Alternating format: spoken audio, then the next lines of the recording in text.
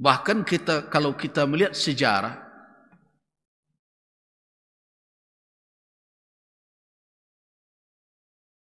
salat itu malah menjadi ukuran seseorang untuk bisa menjadi pemimpin.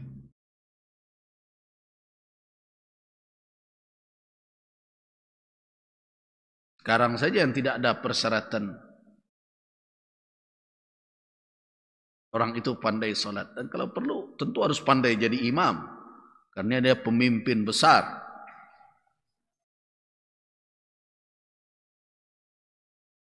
Sebenarnya orang Islam kalau mau mencari pemimpin tidak seberat sekarang ini. Dari yang maju itu sebenarnya sudah mudah umat Islam memilih. Siapa yang bisa jadi imam kira-kira itu?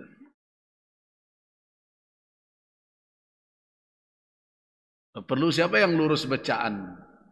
Itu tidak bisa dipandang enteng ya Bapak dan Ibu. Mungkin ketika saya bercerita seperti ini, orang sebagian akan merasa ini kurang.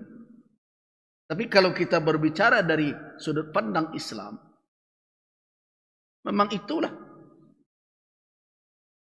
kriterianya. Dan itu Ra'sul Islam. Itu kalau dari anatomi, kalau kita umpamakan Islam ini bagaikan satu tubuh, itu salat itu kepalanya itu.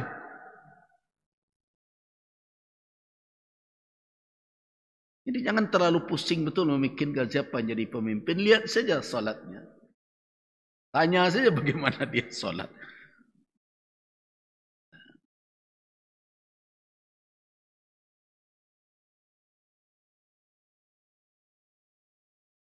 Mana yang salatnya benar, mana yang tidak. Nah, kenapa saya katakan demikian? Nah. So, siapa yang menyia-nyiakan salat? Siapa yang menyia-nyiakan salat? Itu akan gampang untuk menyia-nyiakan yang lain.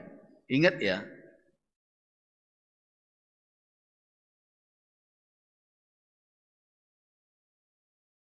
Siapa yang menyia-nyiakan salat, maka dia akan mudah untuk menyia-nyiakan yang lain.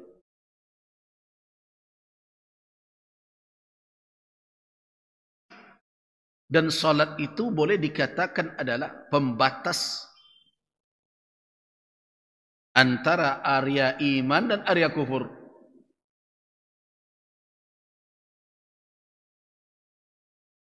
Bapak dan Ibu pernah kan mendengarkan hadis diriwayatkan Imam At-Tirmidzi? Apa yang memisahkan antara iman dengan kufur? Al-ahdu alladhi bainana wa bainahum as-salah, kata Nabi. Al-ahdu alladhi bainana wa bainahum as-salah. Ikatan simpul yang membuat kita masih terikat dengan Islam kita, yang kemudian dilepaskan oleh mereka yang tidak Islam, apa? As-salah. Faman tarakaha faqad kafar. Siapa yang meninggalkannya, sesungguhnya dia telah kafir. Walaupun ulama berbeda pendapat dalam memahami tentang faqad kafar, apakah dia kafir secara millah. Itu bagi orang Islam ya. Tapi meninggalkan salat dengan sengaja, apakah dia kafir millah atau tidak? Kafir millah itu maknanya murtad dia dari Islam atau tidak. Ulama berbeda dalam hal itu memang. Tapi ingat, ulama tidak berbeda bahwa meninggalkan salat sengaja itu adalah dosa besar.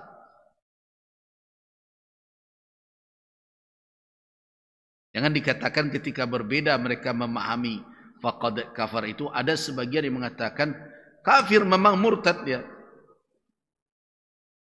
Kalau ditinggalkan. Tapi sebagian lagi mengatakan tidak. Selama dia tidak meninggalkan karena jahidan, dengan menyangkal kewajibannya, kalau disangkalnya kewajibannya baru dia murtad. Kalau dia mengakui kewajibannya, maka itulah orang fasik, muslim tapi durhaka. Tapi keduanya mereka sepakat bahwa meninggalkan salat itu perbuatan haram dan itu kabirah minal kabair. Adalah salah satu dosa besar. Itu tidak ada perbedaan pendapat dalam hal itu.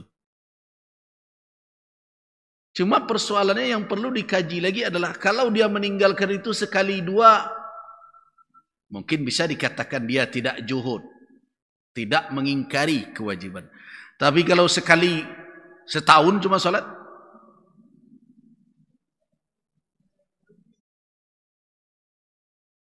ya, bukan sekali dua meninggalkan. Sekali atau dua kali saja dalam setahun itu pun salat Id pula cuman. Apakah istimrar terus menerus meninggalkan salat itu tidak bisa dipandang sebagai juhud dan pengingkaran atas kewajibannya? Nah, di sini berbahaya. Nah, walaupun secara hukum menanti mereka diperlakukan sebagai seorang muslim, tetapi bisa jadi dengan terus-menerus mereka tidak melaksanakan, di hati mereka itu sebenarnya sudah ada juhud, sudah ada pengingkaran dan pembangkangan terhadap kewajiban.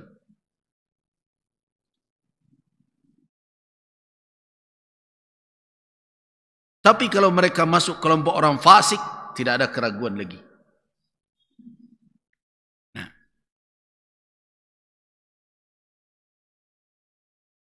Nah, kenapa tadi saya katakan bahwa salat itu adalah sesuatu yang sangat perlu untuk dilihat pada pemimpin. Ini kedudukan salat. Dan kemudian kedudukan salat berjamaah. Bapak dan ibu-ibu, tahu tidak apa pesan dari Abu Bakar As-Siddiq kepada Umar bin Al-Khattab? Abu Bakar As-Siddiq radhiyallahu an dan Umar bin Al-Khattab radhiyallahu an. Nah, ketika Abu Bakar sedang sakit dan banyak orang sudah mengira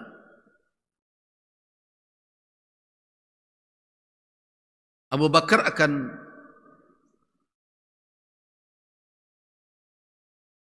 berpulang ke rahmatullah, wafat di dalam sakit itu.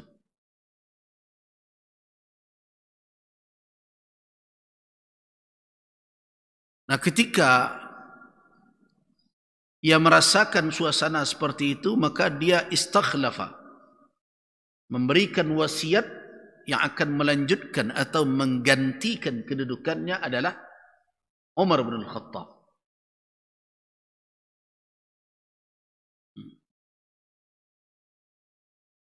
Ketika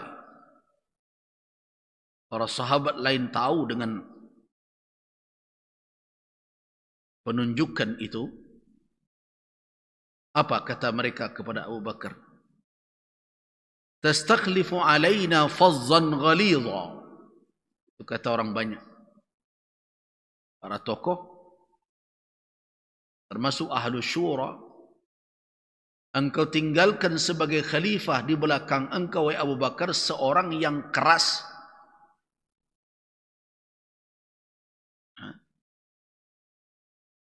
Seorang yang fazzan, yang bicaranya dan sikapnya keras.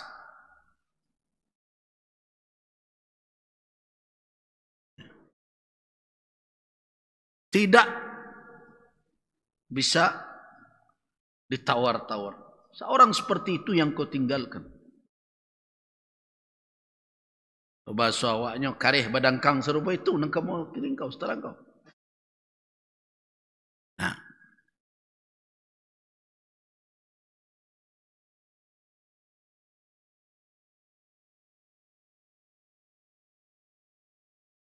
Nah, khawatir kalau seandainya ia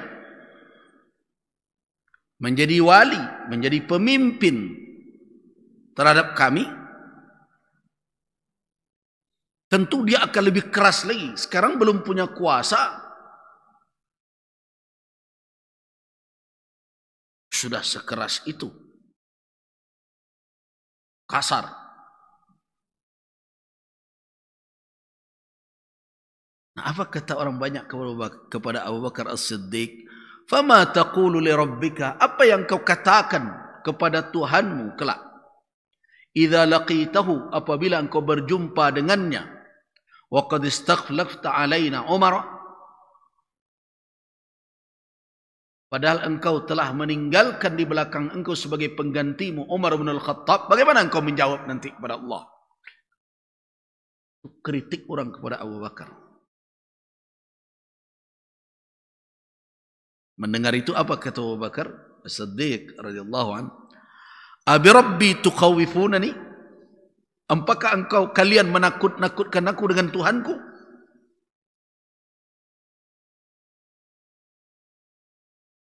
Abu Bakar menentang mereka.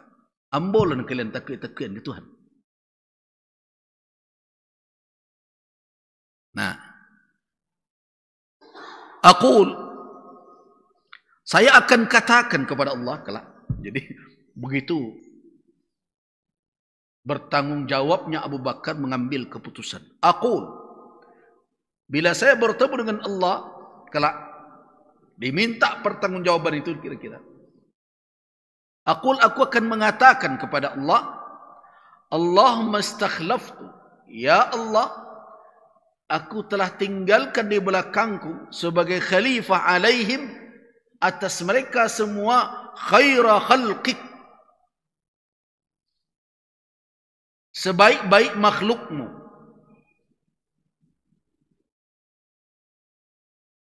Jadi kalau kita bicara tentang kehebatan Umar bin Al-Khattab, kita tidak lupa dengan kehebatan orang yang menunjuk Umar bin Al-Khattab.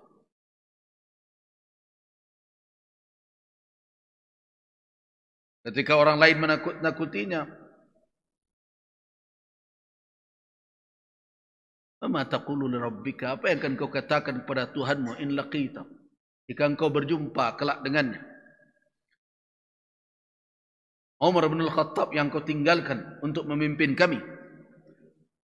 Abu Bakar langsung menjawab, "Abi rabbi tukhawifunani?" Maka kalian menakut-nakuti saya dengan Tuhan.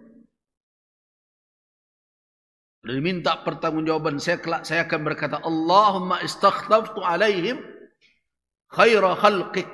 Ya Allah, aku tinggalkan di belakangku penggantiku seorang khalifah atas mereka, yang memimpin mereka khaira khalqika, yang terbaik dari makhlukmu yang ada.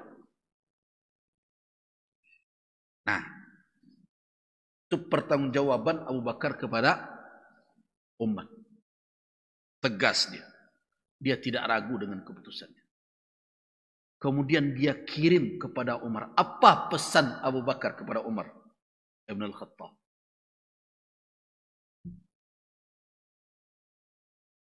Arsala, kirimnya. Pesan Abu Bakar kepada Umar di antaranya yang sangat penting apa? Inni musika bi wasiyatin in anta hafiztaha. Sesungguhnya aku bernasihat kepadamu dengan suatu nasihat, suatu wasiat. Hendaklah engkau mengingat-ingatnya. Bahasa orang Minang, paci arek ganggam tagua. Malam jadikan kalang ulu, siang jadikan petungke. Apa itu? Inna lillahi haqqan bin nahar la yakbaluhu bil laili. Wa inna lillahi haqqan bil laili la yakbaluhu bin nahari. Kira-kira ada enggak pesan seperti ini dititipkan orang kepada orang yang akan memimpin umat berkuasa atas satu negeri? Inna lillahi haqqan, sesungguhnya Allah subhanahu wa ta'ala punya hak bin nahari, pada siang hari, yang menjadi kewajiban hamba.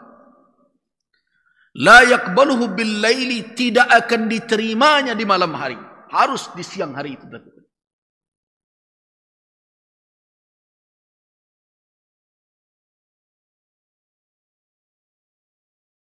Allah punya hak di siang hari yang tidak akan diterimanya kalau diberikan di malam hari. Wa inna lillahi haqqan bil laili, dan sesungguhnya Allah punya hak di malam hari.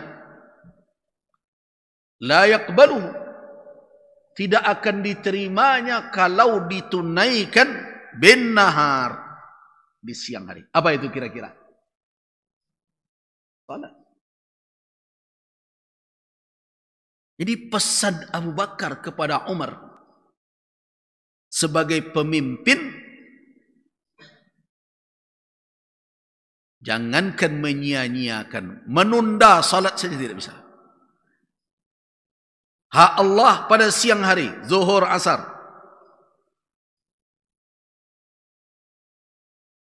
Ya. Mulai dari masuknya siang, itu tidak bisa ditunda. Kalau dilakukan malam hari tidak diterima. Karena Allah cuma menerima itu siang hari. Dan ada hak Allah di malam hari yang tidak bisa kamu tunda untuk siang. Artinya seorang pemimpin itu harus menjaga hak Allah.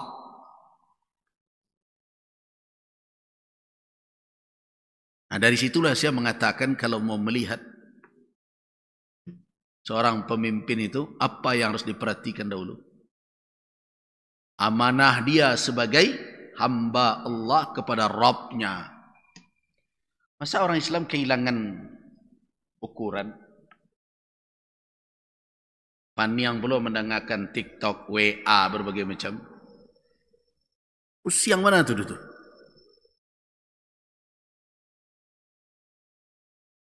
Kita sudah punya pedoman.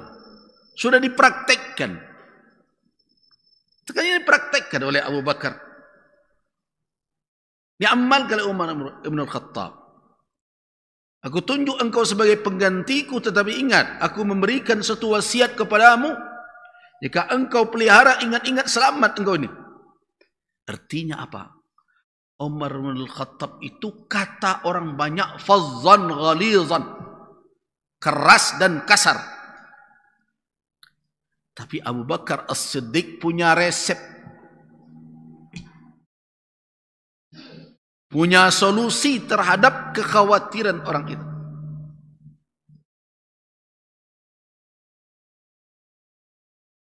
Sehingga ketika Umar telah diangkat menjadi khalifah dan orang membaiatnya, dijelaskan oleh Umar, sesungguhnya orang-orang yang diambil haknya oleh orang lain secara zalim, qawiyun, di hadapanku akan kuat dia sampai aku kembalikan haknya. Tapi orang-orang yang mengambil hak orang lain, siapapun dia, dalam pandangan mata saya lemah itu, sampai aku tarik hak orang dari dia dan saya kembalikan kepada orang yang punya. Nah, itu tuh bisa keluar dari orang yang menjaga salat. Perbuatan seperti itu, apalagi dalam kondisi sekarang melawan arus itu. Bagaimana kalau yang berbuat zalim itu konglo-konglo, yang merampas tanah orang itu berbintang-bintang. Kalau tidak kuat silah hubungan seorang pemimpin dengan Allah, akan ciut nyalinya berhadapan dengan tekanan, ancaman, bahkan yang paling berat apa? Sogokan. Jadi banyak orang bertanya, bagaimana resepnya sekarang menghadapi kondisi pemilihan sekarang, Bu ya? Saya katakan Ketua MUI harus menjaga, tidak boleh angkat-angkat tangan, jari-jarian. Tidak perlu pula sebut-sebut nama. Tapi tugas dari ulama apa? Memberikan panduan. Panduan itu dari mana? Ya dari Al-Quran dan Sunnah. Bukan dari selera kita. Nah, karena itu ungkapkan saja bagaimana. Ya, tadi kan ceritanya tentang bagaimana Abu Bakar As-Siddiq bernasihat. Dengan itu dia aman meninggalkan umat bersama Umar bin Al-Khattab. Apa yang diwasiatkan? Inna lillahi haqqan bin nahari la yaqbaluhu bil lail. Wa inna lillahi haqqan bil laili la yaqbaluhu bin nahar. Sesungguhnya Allah punya hak di siang hari. Dia tidak terima kalau hak itu ditunaikan di malam hari. Dan Allah punya hak di malam hari. Dia tidak akan terima kalau hak itu ditunaikan di siang hari. Artinya apa? Sebagai pemimpin kamu harus menjaga hubunganmu dengan Allah. Menunaikan kewajibanmu sesuai dengan ketentuan waktunya. Pelihara salat.